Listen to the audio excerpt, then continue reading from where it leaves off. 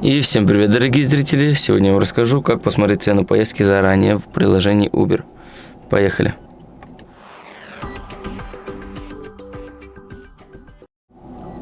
Первым делом, что мы делаем, это переходим в приложение Uber на главную страницу, и туда будет поездки. Ну и здесь мы выбираем маршрут, и здесь мы можем нажать на календарик вот такой. И, допустим, сегодня в 2:50. Да. Переходим, и здесь вот нам показывают цены сразу на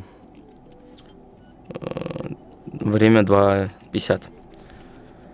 То есть там было 42, а сейчас 43,93.